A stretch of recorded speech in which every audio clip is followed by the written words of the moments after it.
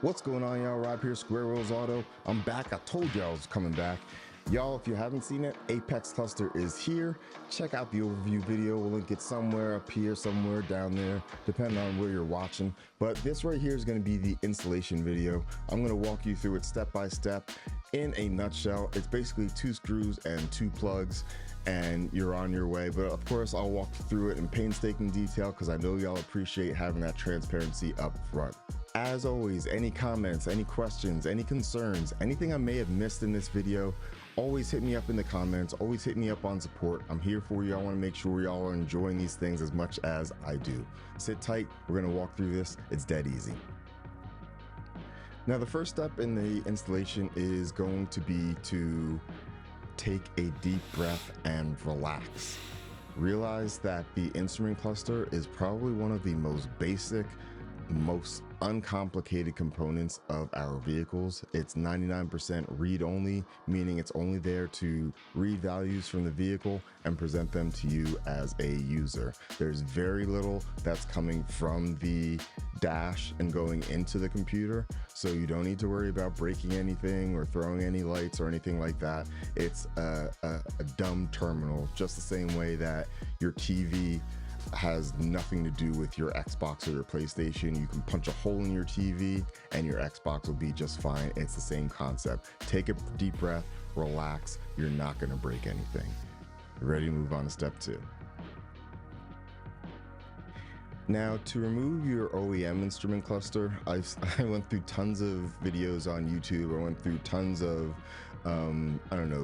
documents that said you have to take apart your entire dashboard and pull all this stuff apart. I didn't run into that. I talked to my homie who does tons of custom work on Q50s. It's really easy. This guy says that he's changed out instrument clusters while he was driving, which I don't recommend. Disclaimer, fine print, fine text and all that. I don't recommend that. Just know that it's not terribly difficult. Just pull forward on the fascia above the instrument cluster and it'll pop out. There's just 3 tabs on there. You can pull that out, and then there's like a little leather fascia cover that kind of covers your steering column. There's 3 plugs on that. All you gotta do is pull it out. You're not gonna snap anything, I promise. You pull it out and you'll expose the fascia for the OEM instrument cluster. Now keep in mind, there's a plug for your starter button, and then there's a plug for your lightness controls on the left. What I've been doing is leaving the start button connected and then just flipping the fascia over to the side so I can operate, pull things out, put things in. There's plenty of room to do it. So first step is pull the plastic fascia out, and that will expose the OEM cluster. After you've got the fascia, you will see that there's two screws at the very bottom, just simple Phillips head screws. You remove those Phillips head screws and you'll be able to pull the fascia directly out towards you, and it's just held in. You'll see it once you get it out. It's held in by those 2 plastic push pins that they use for everything. And once you've got it out, you'll see that there's only 2 plugs on the back of the OEM instrument cluster. I don't know what they do. They just talk to the instrument cluster and give it power. That's all you need to know. You remove those 2 plugs and your instrument cluster is free in your hand to throw in the trash.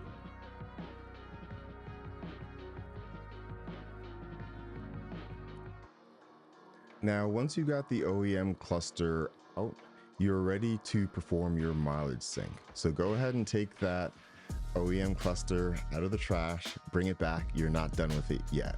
Now, to explain the mileage sync, I think it's kind of helpful just to understand how it works. So I'm going to break it down.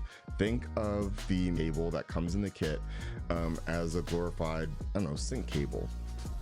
And the way the sync cable will work is to basically get power from the vehicle as its input, and then it'll treat the OEM cluster as a host, and it will tell the Apex cluster to read from the host and write its mileage to the Apex cluster.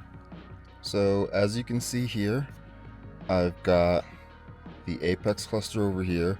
I've got the OEM cluster right here. I've got my mileage sync cable in hand. Now if you look up here, since I removed the OEM cluster, I've got two wires and they're coming off the exact same harness. There's one wide one and one small one. This is the sequence that you need to follow in order to perform your mileage sync. Of course, make sure that your car is completely off, not in accessory mode, not in ignition mode, but completely off. Step one is going to be take this wide plug and plug it in to the back of the Apex cluster. And as you can see, there's nowhere to plug it in the wrong spot. There's just one big port and one small port. You're going to plug the wide side into the Apex cluster. Then the other one will be free. Make sure that this is still accessible.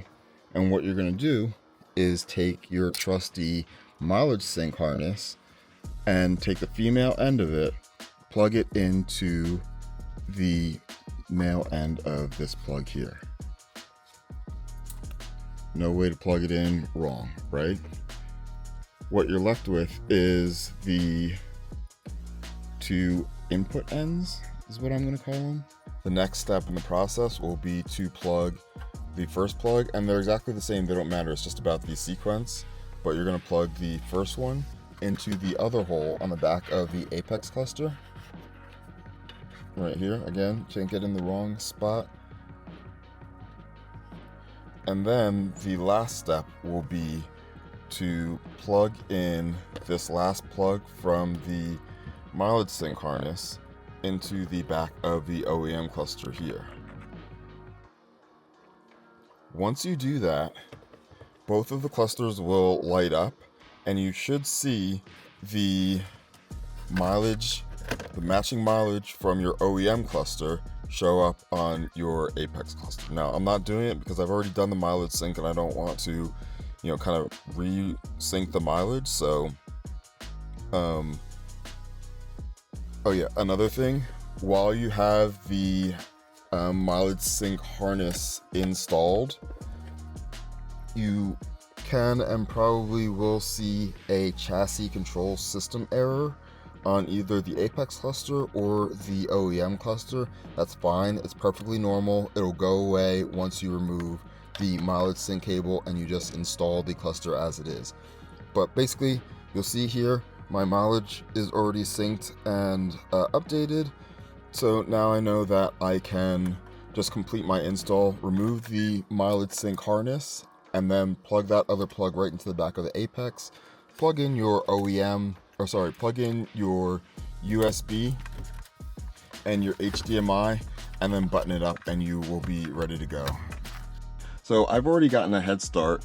I have kind of taken apart my center console enough to get to the back of the Mark 7 screen. Now, currently in 2024, the Mark 7 is the latest generation of Tesla style screens for the Infiniti Q50, Q60. There's also Mark 7 equivalents for the G37, 370Z, Nissan GTR, you name it. So we're taking the same core model, right? The same screen, the same processor, the same memory, and just refactoring it to fit into the dashboards of all these other vehicles so that we can use the same software across the board on all these devices.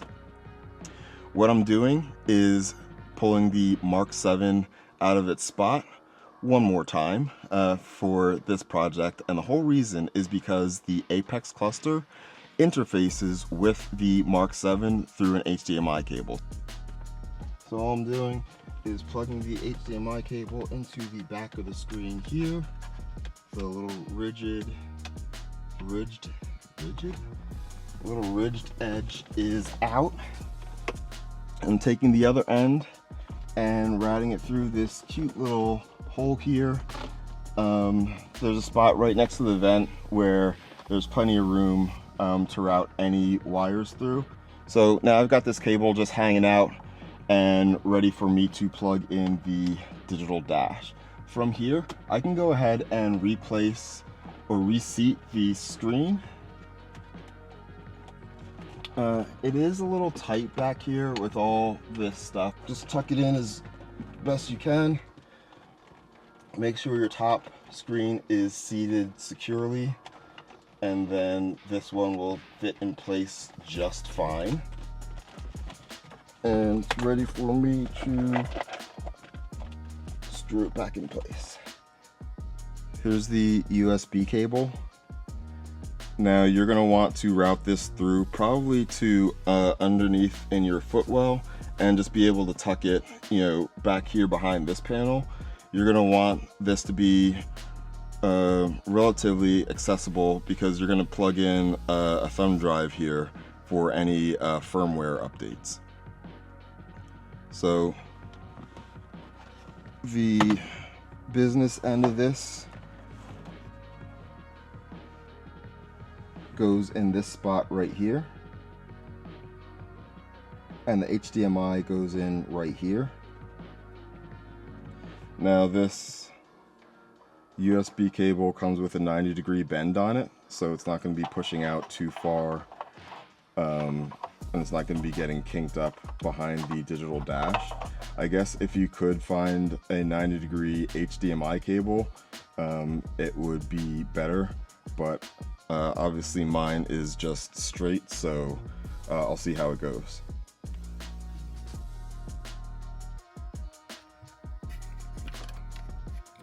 Last steps is just going to be the HDMI and the USB that we discussed before. You can kind of figure it out just by touch.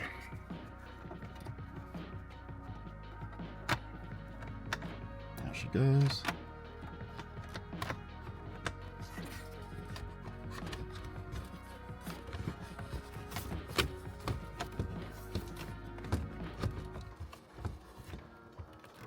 Seat that back in there. Hopefully you can see back here. It lines up pretty much perfectly. It sits back, and all you gotta do is screw in those exact same screws and then put your fascia back on, and you are ready to rock and roll.